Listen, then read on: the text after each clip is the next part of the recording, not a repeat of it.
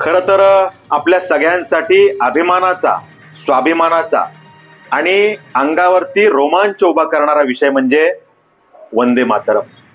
वंदे मातरम म्हटलं की आपसूक आपल्या तोंडामध्ये जय हा नारा येतो आणि आपल्या सगळ्यांचे रोमांच उभे राहतात. अशा पद्धतीनं रक्त सळसळून उठणारं आपलं हे त्या ठिकाणी वंदे मातरम गीत आहे आणि त्या ठिकाणी हा नारा आहे.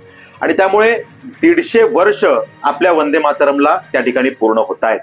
आणि त्यामुळे आपल्या देशासाठी खरं तर हा अभिमानाचा विषय आहे.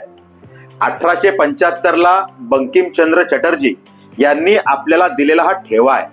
खरं तर जगभरातून कौतुक होतं, जगभरातून या सगळ्या रचनेवरती, वाक्य रचनेवरती अभ्यास होतो, चर्चा होते आणि इतकी सुंदर वाक्यरचना, इतकी सुंदर रचना की जी आपल्या देशाचं प्रतिबिंब आपल्या राष्ट्रगीतातून उभं करते, असं आपलं राष्ट्रगीत आहे.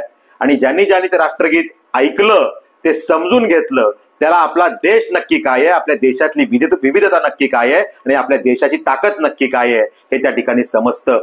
आणि त्यामुळे वंदे मातरमचं प्रत्येक भारतीयाच्या हृदयात एक वेगळं स्थान आहे. 150 वर्ष आपल्या वंदे मातरम राष्ट्रगीताला त्या ठिकाणी होत आहेत. आणि त्यामुळे संपूर्ण देशभरामध्ये एक मोहीम चालवली जाते.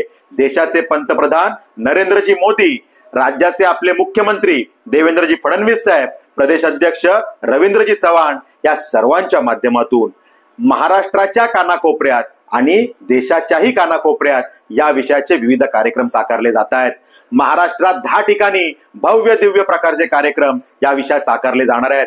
आमच्या कच्च्या बच्चांबरोबर, विद्यार्थ्यांबरोबर राष्ट्रगीताचं सामूहिक गायन केलं जाणार आहे. आणि उद्या 7 तारखेला 7 नोव्हेंबरला सकाळपासून या कार्यक्रमाला सुरुवात होणार आहे. शासकीय पातळीवर हे कार्यक्रम होतच आहेत, पण त्या ठिकाणी भारतीय जनता पार्टी म्हणून सुद्धा आम्ही कार्यक्रम साकारत आहोत. जनता सुद्धा या कार्यक्रमाला हातात घेते आणि नागरिकांचेही अनेक कार्यक्रम साकारले जात आहेत.